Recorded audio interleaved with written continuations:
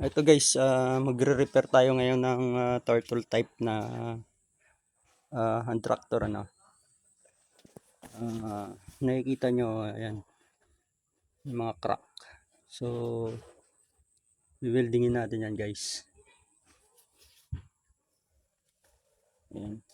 Yung mga ganito guys, tatapalan natin yan. Uh, ito pa.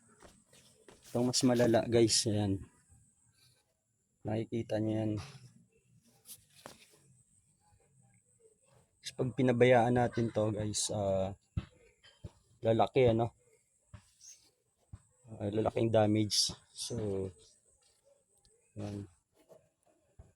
I-welding natin to. Tatapalan natin ng yero.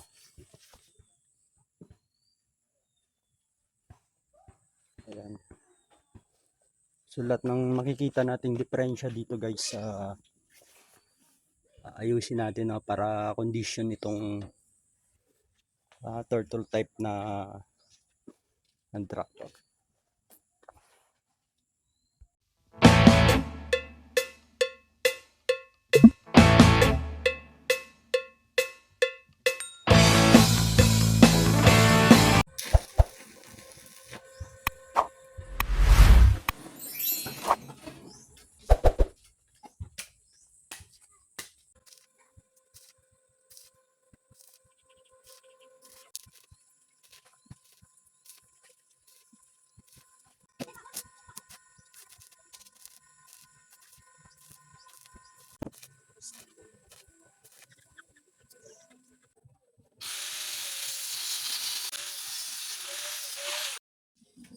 So ito guys, pinutol natin tapos binutasan ano.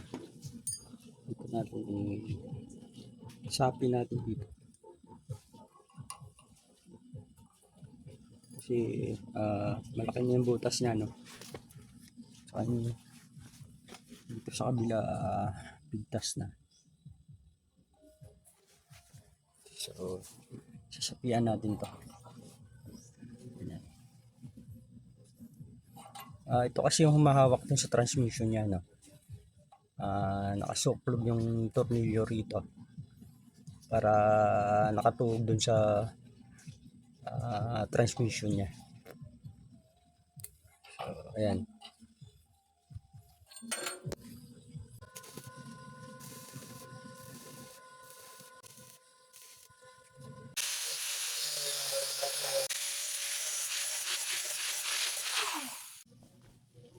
Ayan guys, gagawa natin ng pattern ano, para makuha natin yung perfect na hugis ng itatapal natin. So kailangan natin ng pattern.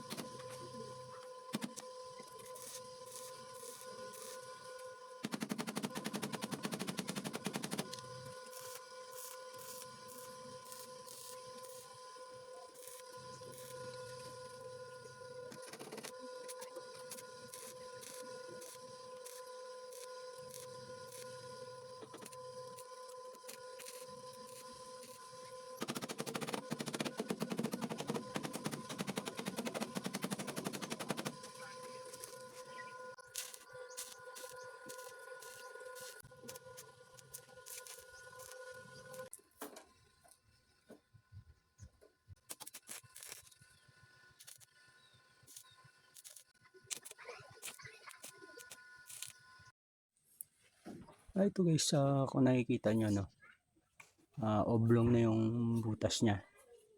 So, malaki na yung play na ito. Ano, ito yung naka-attach dyan sa control niya. So, dahil malaki ng oblong niya, malaki na yung butas niya, oblong na, no, gumawa tayo ng washer. Binutasan natin, ano, tapos ikabit natin dyan at i-welding natin.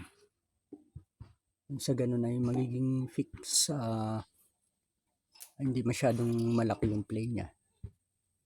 Yan. Ilang piraso yan guys. Ito. Yan. Susuot natin dito. Tapos itong isa, ilagay natin sa kabila. So, ayun na guys, dalawa na. Lagyan natin ng nut. Saka i-welding natin to. Kabilaan.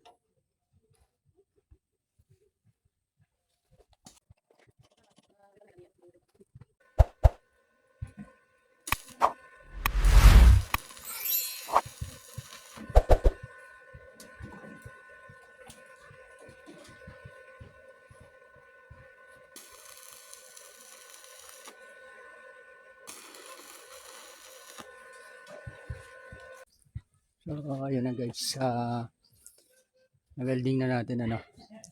So, fix na yan. Gagrind na lang natin konti.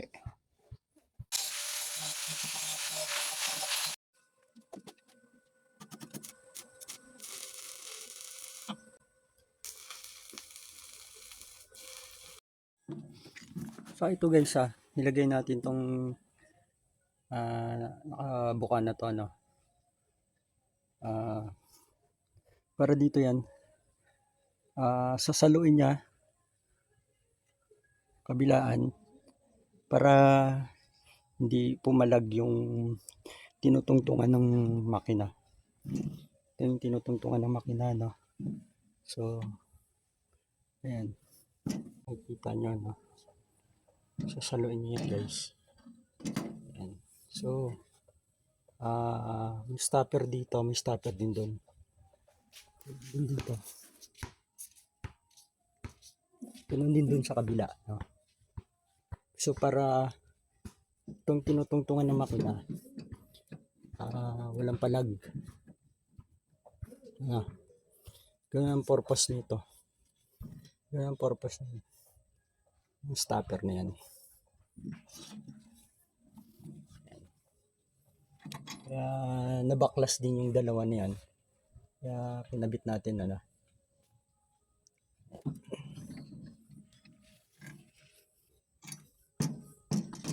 Yan. So, dito nakaupo yung makina. Ayan.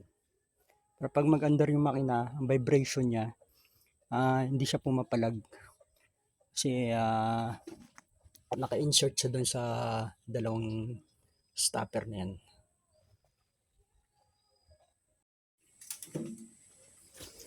So, ito na guys. Kabit na natin yung mechanism niya, no? Ayan. Naka-attach na dito sa lever niya. Ayan. So, pagka inangat ko, ayan, gumagalaw kaya guys.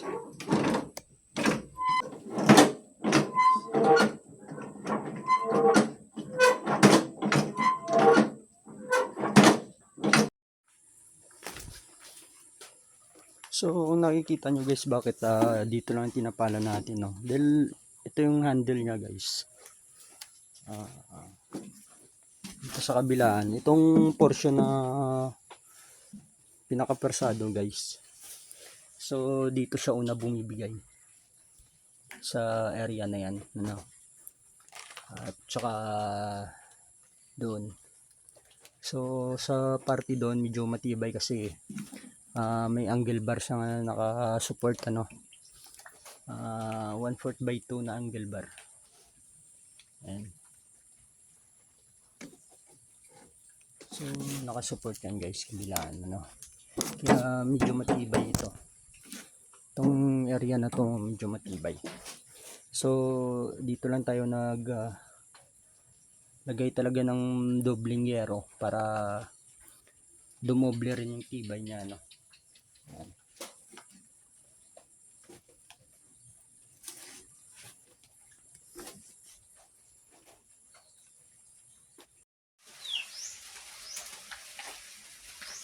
So ayan na guys, okay na, no. Natapos na natin tapal itong may crack na body ng turtle type. Ayan. At dito sa kabila.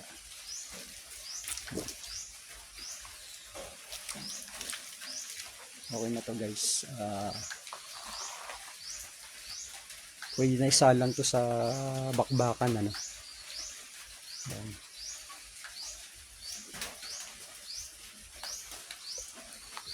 Pwede na isalpakan ng makina para makapagtrabaho na ulit. Ayan. Kondisyon na yan guys. Itong mechanism niya.